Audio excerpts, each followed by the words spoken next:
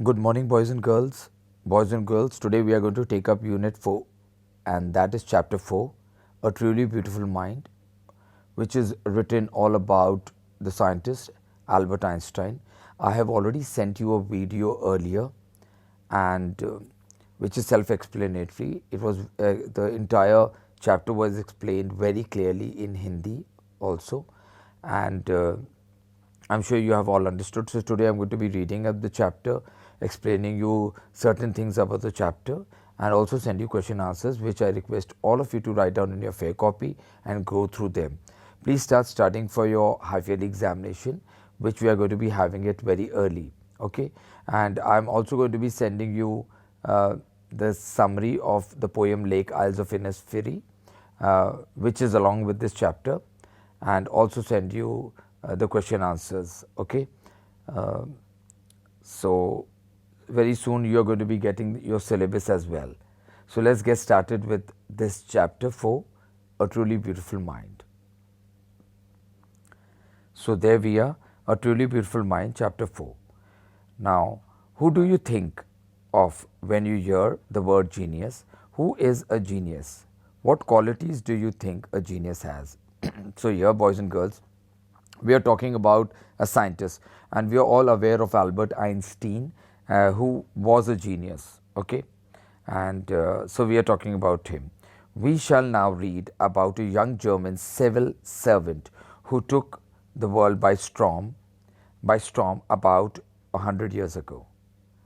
In the summer of 1905, the 26-year-old published in quick succession 4 groundbreaking papers about light, the motion of particles, the electromagnetics of moving bodies, and energy.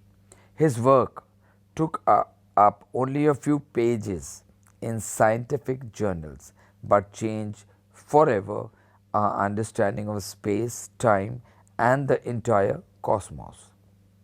The transformed the name of Einstein into a synonym for genius. 50 years after his death, Albert Einstein's genius still regains. So we are talking all about Albert Einstein, that he was a genius, and in a few pages how everything changed in this man's life, and till date he is known as a genius because he was a scientist who has given us certain theories. Okay, now Albert Einstein was born on 14th March 1879 in the German city of Ulm, without any indication that he was destined for greatness. On the contrary, his mother thought Albert was a freak. To her, his head seemed much too large.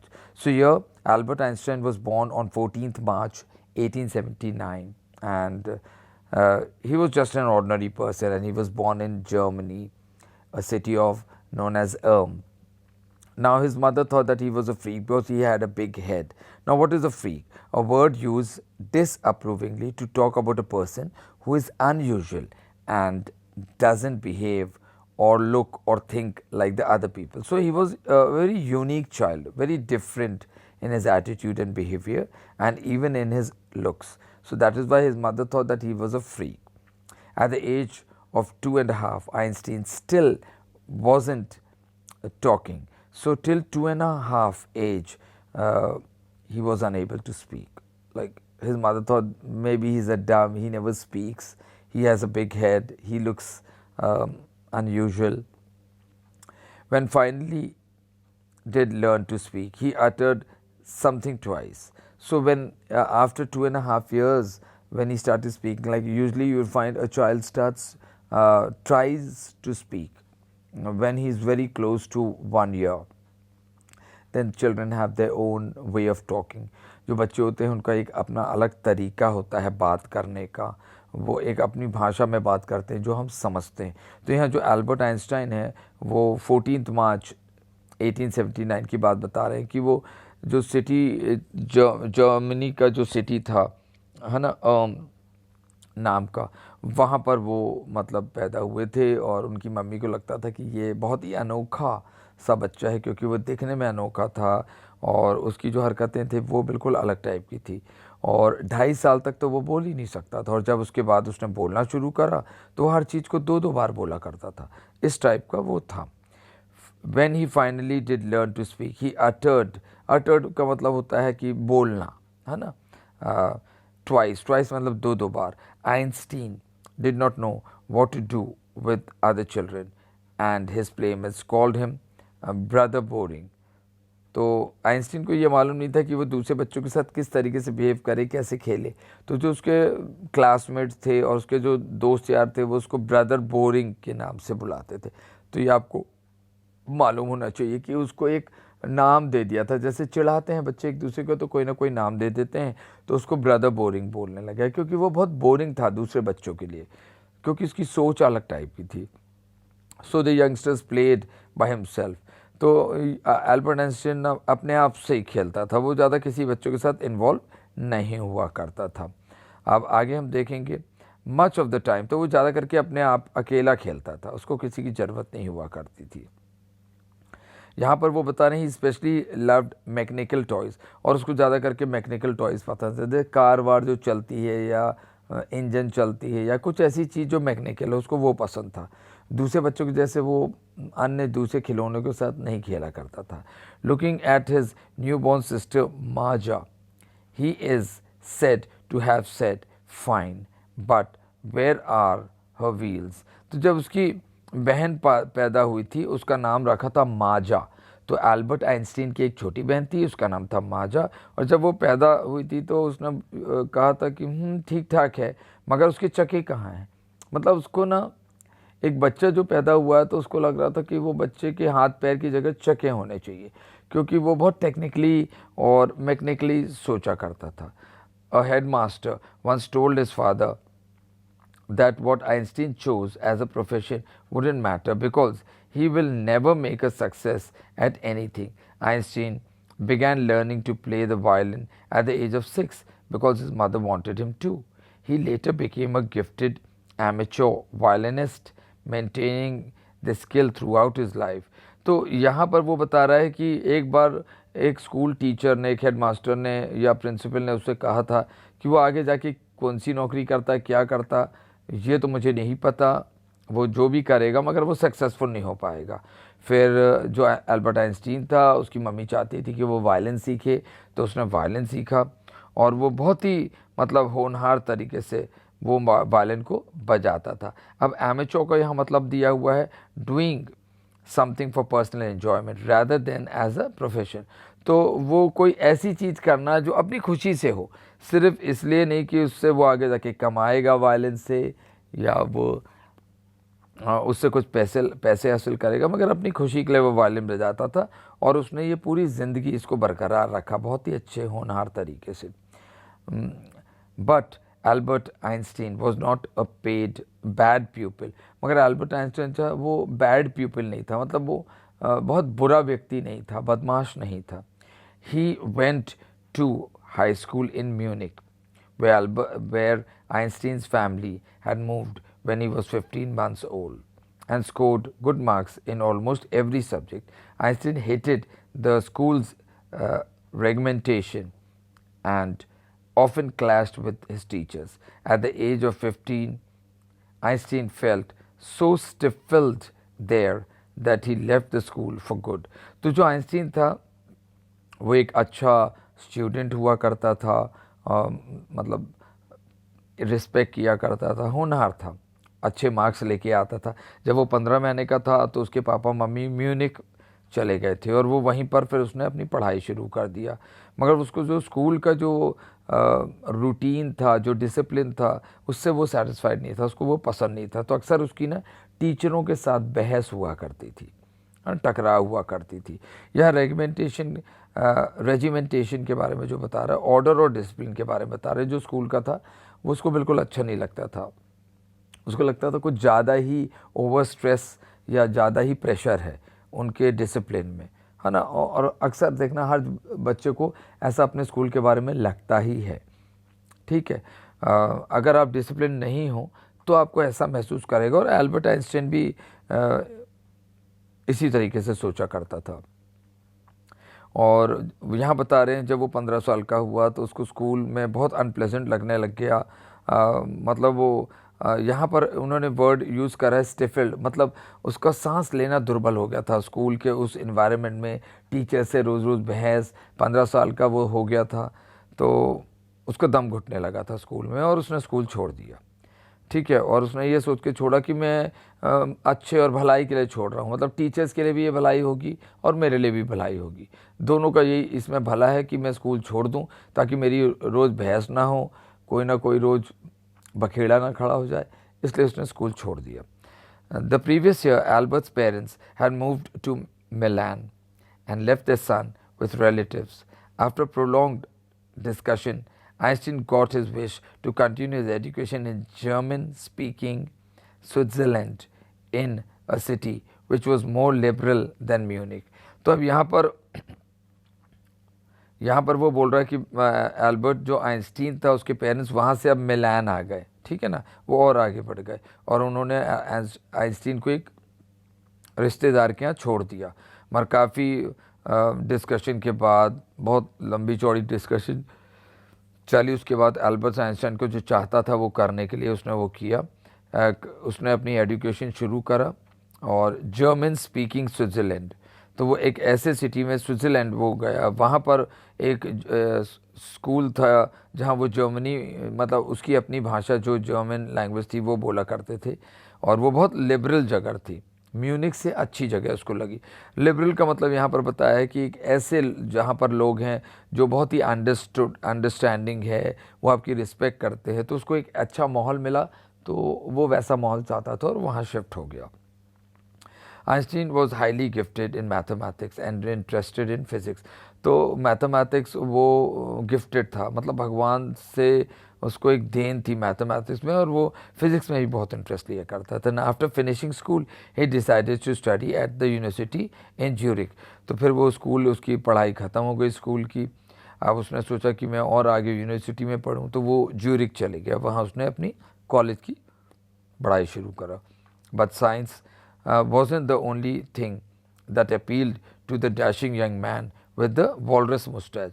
तो केवल science ही नहीं था जो वो करना चाहता था, और उसको यहाँ बता रहे हैं वॉलरस मुस्टैच। वॉलरस एक प्रकार का जानवर है जो पानी में रहता है और वो ठंडे इलाके में रहता है जहाँ बहुत बर्फ़ गिरता है, और उसके ना बहुत बड़े बड़े दो दांत होते हैं, टस्क। तो वो उसी जानवर से जो एल्बर्ट आइंस्टाइन की जो मूछें हैं उसको कंपेयर कर रहे हैं, तो वॉलरस मुस्टैच कहा जा रहा है यहाँ पर, ठीक है ना। अब आप यहाँ पर एक पिक्चर देख सकते हो आपके मोबाइल स्क्रीन पे। अब हम आगे बढ़ेंगे और यहाँ पर हम देखेंगे कि किस तरीके से आगे बताया गया है। He also felt a special interest in a fellow student Mileva Maric, है ना। तो उसका एक कोई फेलो स्टूडेंट था जो साथ में उसके कॉलेज में पढ़ता था, उसका नाम था मिलविक मैरिक, है ना। तो मिल्वा मैरिक यहाँ पर बोल रहा है, मिलिवा मैरिक, whom he found to be a clever creature। तो जो उसको ना अच्छा लगता था, उसको लगता था ये बहुत समझदार व्यक्ति है। whom he found to be a clever creature. This young Serb had come to Switzerland because the University of Zurich was one of the few in Europe where women could get degrees. Einstein saw in her an ally against the Philistines, those people in his family and at the universities with whom he was constantly at odds. The couple fell in love. Letters survive in which they put their affection into words, mixing science with tenderness. Wrote Einstein, "How happy and proud I shall be when we both have brought our work on relativity to a victorious conclusion." तो यहाँ पर ये बता रहा है कि उसकी एक मेलिविका बेरिक एक लड़की थी जिससे उसकी दोस्ती हो गई थी, और वो स्विट्ज़रलैंड आई। वो स्विट्ज़रलैंड आई मतलब ज्यूरिक से वो स्विट्ज़रलैंड आ गई, ठीक है। और स्विट्ज़रलैंड में जो मतलब ये था, जो यूनिवर्सिटी था, ये यूरोप का एक जाना माना यूनिवर्सिटी था, ऐसे जगह जहाँ औरतों को भी डिग्री दिया जाता उस ज़माने में, ठीक है। तो आइंस्टाइन और दोनों की दोस्ती हो गई, और उससे लगा कि वो बहुत मेरी मतलब बहुत करीबी, एली का मतलब हो गया कि मेरा बहुत करीबी दोस्त बनने के काबिल है और दोस्त जैसा है, ठीक है। और यहाँ पर आप देखोगे कि फिलिस्टीन्स का मतलब टाइम्स का मतलब होता है a word use disapprovingly to talk about people who do not like art, literature और म्यूज़िक।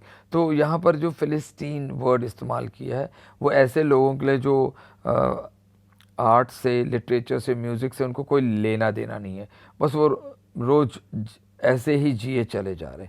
तो वो जो लड़की थी वो एक ऐसे परिवार से आई थी जहाँ पर लोग बिल्कुल उसको अप्रिशिएट नहीं करते थे, और ये दोनों एक दूसरे से प्यार करने लगे थे, एल्बर्ट आइंस्टाइन, और दोनों एक दूसरे को लेटर लिखा करते थे और साइंस की ज़्यादा बात करते थे क्योंकि दोनों का इंटरेस्ट एक ही चीज़ में था, और वो साइंस को मिक्स करके बड़े अच्छी तरीके से एक दूसरे को लेटर लिख के बात करते थे, ठीक है ना। और वो यहाँ पर बता रहे हैं कि एल्बर्ट आइंस्टाइन ने एक बार उसको लिखा था कि how happy and proud I shall be when we both have brought a work on relativity to a victorious conclusion. तो वो उसको लिखता है कि आप भी काम कर रही हो साइंटिफिक तरीके से, मैं भी कर रहा हूँ, जो हम दोनों मिल के कोई ऐसा नया चीज़ दुनिया के सामने लाएंगे तो वो कितना खूबसूरत होगा। In 1900, at the age of 21, Albert Einstein was a university graduate and unemployment. तो 21 साल की जब उसकी उम्र हुई तो वो ऑलरेडी यूनिवर्सिटी से सब कुछ पढ़ चुका था, ठीक है, मगर उसको अभी नौकरी नहीं थी, अनएम्प्लॉयड था। He worked as a teaching assistant and gave private tuitions and finally secured a job in 1902 as a technical expert in the patent office in Bern. While he was supposed to be assessing other people's invention, Einstein was actually developing his own ideas in secrets. He is said to have jokingly called his desk drawer at work and Bureau of Theoretical Physics. तो यहाँ पर वो बता रहा है कि उसके पास कोई नौकरी नहीं थी 21 साल की उम्र में, फिर धीरे से उसकी एक जगह नौकरी लग गई, वो लोगों को असेस करता था टीचिंग में, प्राइवेट ट्यूशन्स लेता था, और फिर धीरे से उसकी एक जॉब लग गई थी ऑफिस में, बर्न करके एक जगह, वहाँ पर 1902 में टेक्निकल एक्सपर्ट के कारण। और वो वहाँ पर अपना खुद का इन्वेंशन वगैरह चुपचाप से वो करने लग गया, और वो अपने डेस्क को ना बहुत ही मतलब मजाक के तौर पे थ्योरेटिकल फिजिक्स के नाम से उसको बोला करता था। यहाँ पर पेटेंट का मतलब होता है document which gives a right of an invention to an inventor. तो एक यहाँ पर जो बोल रहे हैं पेटेंट, वो अपने खुद के नोट्स वगैरह लिखता था और वो कुछ नया इन्वेंट करना चाह रहा था, तो उसने वो चीज़ शुरू कर दिया था। One of the famous papers of 1905 are Einstein's special theory of relativity, according to which time and distance are not absolute. Indeed, two perfectly accurate clocks will not continue to show the same time if they come together again after a journey. If one of them has been moving very fast relative to the other, from this follow the world's most famous formula which describes the relationship between mass and energy, E equals mc square. तो यहाँ पर उन्होंने ये बोला है कि किस तरीके से उसके एक जो पेपर था उसमें उसने एक स्पेशल थ्योरी लिखा था, थ्योरी ऑफ रिलेटिविटी, या आप जब और बड़े हो जाओगे, आगे जाओगे फिज़िक्स में, तब आप ये पढ़ोगे। अकॉर्डिंगली वो बता रहा है कि कैसे टाइम और डिस्टेंस जो होता है वो एक सा नहीं होता है, किस तरीके से आप जब घड़ियों को लेके आगे बढ़ते हो तो वो दोनों एक सी नहीं रहेंगी। तो स्पीड और डिस्टेंस और टाइम के बारे में उसने यहाँ पर एक्सप्लेन किया हुआ है, ठीक है। ये बहुत ही साइंटिफिक है, तो ये ऑलरेडी आप लोग को एक्सप्लेन कर दिया गया है ना। तो यहाँ पर वो किस तरीके से बोल रहा है, when you sit with a nice girl for 2 hours it seems like 2 minutes। तो इस टाइप से बता रहा है कि वो मतलब एग्जाम्पल दे रहे हैं, when you sit on hot stove for 2 minutes it seems like 2 hours, that's relativity. तो आइंस्टाइन उसको किस तरीके से एक्सप्लेन कर रहा है, जब एक खूबसूरत लड़की के साथ बैठे हो या तुम किसी ऐसे व्यक्ति के साथ बैठे हो जो आपको बहुत अच्छा लगता है, पसंद है, वो आपके फ्रेंड्स हो सकते हैं, आपके मम्मी पापा या कोई रिलेटिव हो सकता है जिनको आप लाइक कर सकते हो, और आप उनसे कम समय के लिए मिले हो तो भी लगता है, मतलब बहुत देर तक 2 घंटे भी बैठे हो और वो जाने लगता है तो आपको लगता है अरे यार कितनी जल्दी जा रहे हैं। जैसे कोई मेहमान आता है और उनके साथ आप फ्रेंडशिप हो जाती है, घुल मिल जाते हो, वो 1 हफ्ते के लिए आते हो तो आपको लगता है अरे अभी तो 2-4 ही दिन हुए, है ना। और कोई ऐसा व्यक्ति है जिसके साथ आप मिलते हो और 1 मिनट भी मिलते हो या उसके साथ एक दिन भी स्पेंड करते हो तो आपको लगता है बाप रे पूरा महीना बीत गया, 1 साल बीत गया। तो मतलब उस प्रकार से उन्होंने उसको एक्सप्लेन करा है बड़े ह्यूमर तरीके से, ठीक है ना। तो यहाँ पर हमने देखा, अब हम यहाँ पर स्टॉप करेंगे क्योंकि जो हमारी वीडियो बहुत लंबी हो जाएगी। तो आज हम 9 तक कर ले रहे हैं और उसके बाद 10 से मैं शुरू करके बस थोड़ा सा और बचा, आप देख सकते हो 17 तक है, तो वो मैं आपको आज ही एक दूसरे वीडियो में भेज दूंगा, तो वो आप बाद में उसको सुन लीजिएगा, ठीक है। तो today we are going to be stopping here and my video will continue in the next video very soon. The voice will continue in the next video very soon. तो अभी तक आपने जो सुना है उसके लिए I'm really very thankful for all of you. Okay, so let's stop here and continue in my next video. Thank you for now. Take care. Bye bye.